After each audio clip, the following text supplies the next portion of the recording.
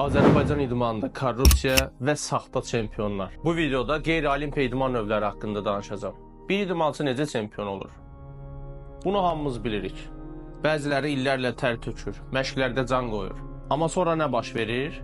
Bir nəfər gəlir, çempion olur. Hamı susur, heç kim nəsə demir. Çünki o adamın arxasında kimsə dayanır. Bəli, bəzi idman yarışlarında nəticə zalda yox, kabinetlərdə həll olunur. Pulunu verən, dostu olan, yaxşı yerdə tanış olan çempion olur.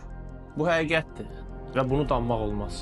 Azərbaycan idmanında elə adamlar var ki, nə məşq edib, nə də istedadı var. Amma ən böyük arenalara o çıxır. O nə ilə oradadır? Dayday və pulu ilə. Bəs həqiqi idmançılar, onlar hansı vəziyyətdədir? Heç nə. Evində oturub indi bu videoya baxır. Çünki zamanında onun haqqını yeyiblər. Hakimlər kimə işləyir? Məşqçilər niyə susur? Bəzi federasiyalardakı bəzi adamlar niyə real çempionları yox, öz tanışlarını irəli çəkir? Sonra deyirik ki, niyə 18 yaşdan sonra idmançılar batır? Çünki sistem özü onları sıradan çıxarır. Əgər idman arenasında zəhmət, bacarıq, istedad yox, yalnız pul və əlaqə keçərli olacaqsa, biz idman adına danışmayaq. Əgər bu korrupsiyaya göz yumsanız, sabah sizin də haqqınız yeyiləcək. İndi isə keçək saxta çempionlara. Kimdən soruşsan ya 3 qat dünya çempiondur, ya da Beynəlxalq Federasiyanın rəsmi təmsilçisidir. Amma bir məsələ var. Bu çempionatları heç kim tanımır. Azərbaycan idmanında bir qrup adam var ki, özlərinə saxta yarışlar yaradır. Sonra da özlərini əfsanəvi çempion elan edirlər. Gedirlər xaricə, 10 nəfərli bir yarış keçirirlər, diplomları çap eləyirlər və dünya çempionu adını alırlar.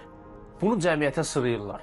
Televiziyaya çıxırlar, sponsorlara özlərini böyük ulduz kimi təqdim edirlər. Bəs həqiqət nədir? Olimpiya Komitəsi tanıyırmı çempionatları? Yox. Beynəlxalq Federasiyalar tanıyırmı? Yox. Tanınmış idmançılar bu yarışlara qatılırmı? Yox. Bəs onda sən kimin çempionsan? Demək bunlar nə edir? Bir federasiya yaradırlar, adını beynəlxalq nəblimdən qoyurlar.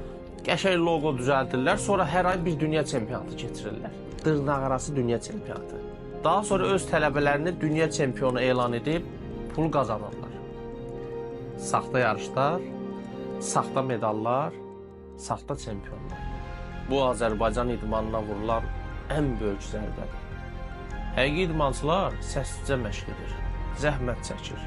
Amma sizlər saxta adlarla, saxta çempionatlarla onların haqqını yeyirsiniz. Axı bu oyun nə qədər davam edəcək?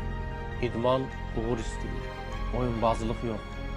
Saxta çempionluq yox, gerçək zəhmət istəyir.